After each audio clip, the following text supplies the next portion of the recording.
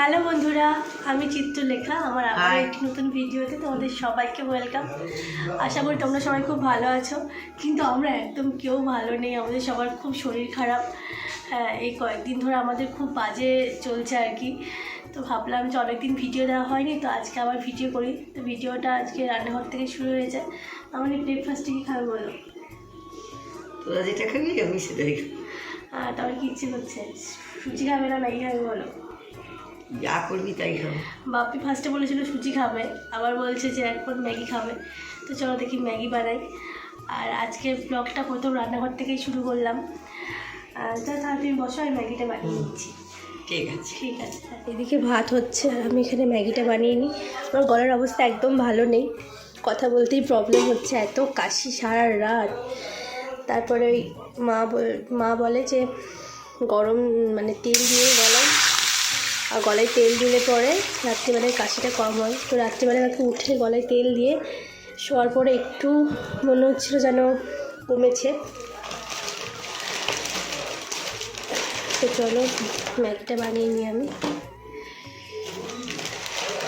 কড়াইটা খুব গরম ছিল, জলটা গরম হয়ে গেছে আমার সাথে সাথে।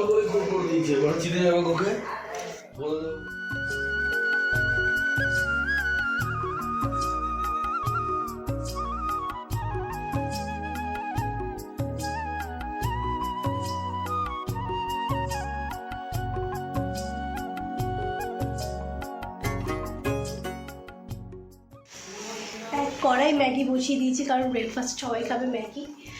আমার কথা বলার মতো অবস্থাতেই আমি নেই, আমার এত ঠান্ডা লেগেছে। আর এই ঠান্ডা লেগেছে বলে একটু গরম গরম ম্যাগি খাওয়া হবে আর কি। এবার হচ্ছে বাইরে উঠোনটা তোমাদের দেখালাম, ওখানে বসে আমি সবজি কাটি, মামনি আমি। তারপর ওখানে রোদটাতে বসে আর কি কাটি, তারপরে রোদে বসেই ভালো লাগে।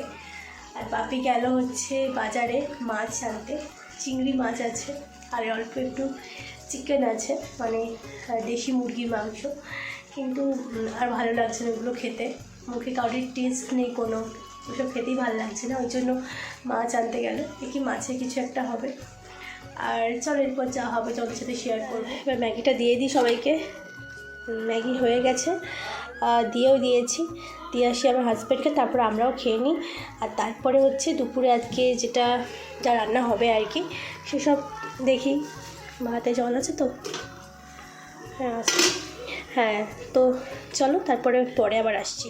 সবজির বাজার নিয়ে বসে পড়েছি, একদম সবজি কাটবো বলে একদম অস্ত্র শস্ত্র সব কিছু নিয়ে বসে পড়েছি, সবজি কাটবো।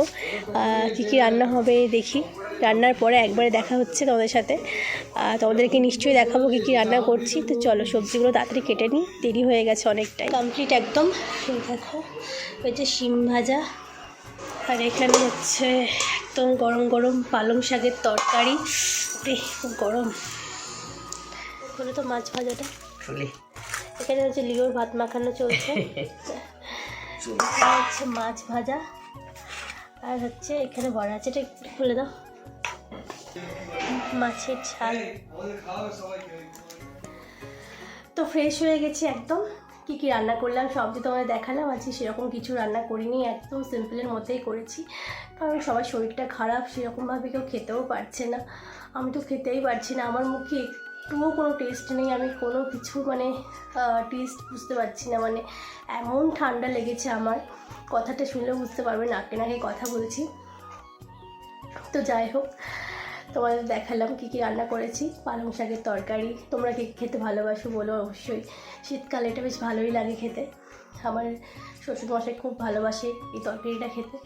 তো রান্নাটা করতে করতে আমার অবস্থা একদম খারাপ হয়ে গেছে। এবার হয়েছে কি, বাড়ি শুদ্ধ সবার যখন শরীর খারাপ, তখন আমাদের বাড়িতে যে কাজে সাহায্য করে সে এখন আসছে না। তাহলেই বুঝতেই পারছো যে কী অবস্থাটা আমাদের হয়েছিল আর কি। তো আমার তো জ্বর এসে যাচ্ছিলো, সবারই তাই। এবার কাজগুলো করা কোনো রকমভাবে আমরা 4টা দিন কাটিয়েছি। তো আজকে যাই হোক এসেছিলো, তাও অনেকটাই দেরি করে এসেছে। তো যাই হোক কাচাকুচি অনেক ছিল, সেগুলো আমরা টুকটাক করেছিলাম, সব তো আর পারছিলাম না, একেই শরীর খারাপ, তার জন্য যাই হোক তো আজকে এসেছিলো। এবার নিচে যাই, এবার তো মনে হয় মামনি খাবারও বাড়ছে। আর চলো এবার খেয়ে দিয়ে নিই, তারপর একটু রেস্ট নেব। আজকের ভিডিওটা আর বেশি বড় করছি না, আজকের ভিডিওটা এখানেই থাক।